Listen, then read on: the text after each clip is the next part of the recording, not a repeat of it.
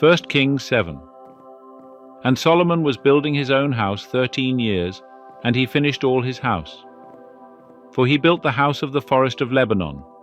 The length thereof was 100 cubits, and the breadth thereof 50 cubits, and the height thereof 30 cubits, upon 4 rows of cedar pillars, with cedar beams upon the pillars. And it was covered with cedar above over the 45 beams that were upon the pillars, 15 in a row. And there were beams in 3 rows, and window was over against window in 3 ranks. And all the doors and posts were made square with beams, and window was over against window in 3 ranks. And he made the porch of pillars. The length thereof was 50 cubits, and the breadth thereof 30 cubits. And a porch before them, and pillars, and a threshold before them. And he made the porch of the throne where he was to judge, even the porch of judgment, and it was covered with cedar from floor to floor. And his house where he was to dwell, the other court within the porch, was of the like work. He made also a house for Pharaoh's daughter, whom Solomon had taken to wife, like unto this porch. All these were of costly stones, even of hewn stone according to measure, sawed with saws, within and without, even from the foundation unto the coping, and so on the outside unto the great court. And the foundation was of costly stones, even great stones, stones of 10 cubits, and stones of 8 cubits. And above were costly stones, even hewn stone according to measure, and cedar wood.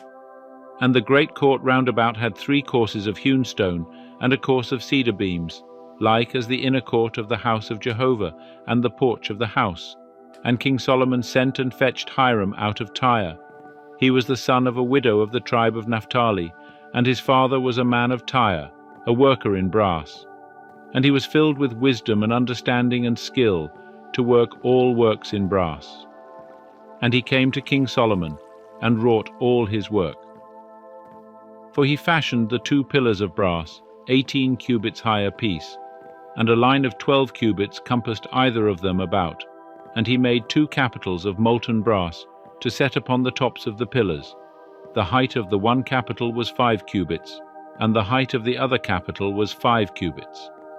There were nets of checker work, and wreaths of chain work, for the capitals which were upon the top of the pillars, 7 for the one capital, and 7 for the other capital.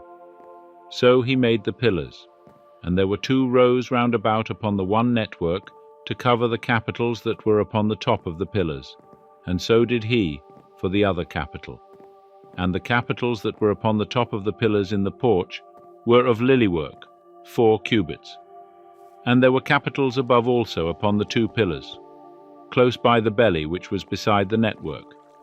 And the pomegranates were 200, in rows round about upon the other capital. And he set up the pillars at the porch of the temple. And he set up the right pillar, and called the name thereof Yakin. And he set up the left pillar, and called the name thereof Boaz. And upon the top of the pillars was lily work. So was the work of the pillars finished. And he made the molten sea of 10 cubits from brim to brim, round in compass, and the height thereof was 5 cubits. And a line of 30 cubits compassed it round about. And under the brim of it round about there were knops which did compass it, for 10 cubits, compassing the sea round about. The knops were in 2 rows, cast when it was cast.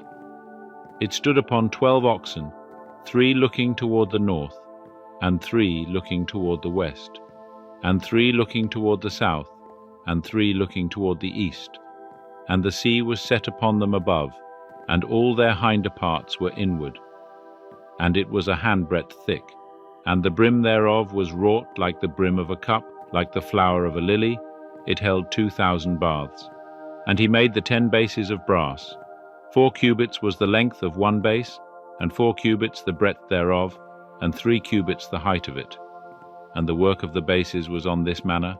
They had panels, and there were panels between the ledges, and on the panels that were between the ledges were lions, oxen, and cherubim.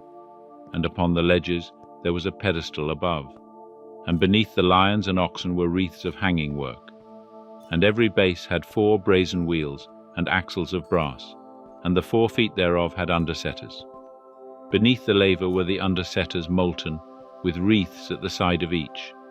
and the mouth of it within the capital and above was a cubit, and the mouth thereof was round after the work of a pedestal, a cubit and a half, and also upon the mouth of it were gravings, and their panels were foursquare, not round.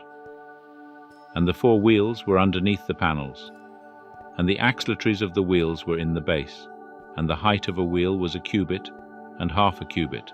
And the work of the wheels was like the work of a chariot wheel. Their axletaries and their felloes and their spokes and their naves were all molten. And there were 4 undersetters at the 4 corners of each base. The undersetters thereof were of the base itself. And in the top of the base was there a round compass half a cubit high, and on the top of the base the stays thereof and the panels thereof were of the same. And on the plates of the stays thereof and on the panels thereof he graved cherubim, lions, and palm trees, according to the space of each, with wreaths round about. After this manner he made the 10 bases. All of them had 1 casting, 1 measure, and 1 form. And he made 10 lavers of brass. 1 laver contained 40 baths, and every laver was 4 cubits, and upon very one of the 10 bases 1 laver. And he set the bases, 5 on the right side of the house, and 5 on the left side of the house. And he set the sea on the right side of the house eastward toward the south. And Huram made the lavers and the shovels and the basins. So Huram made an end of doing all the work that he wrought for King Solomon in the house of Jehovah.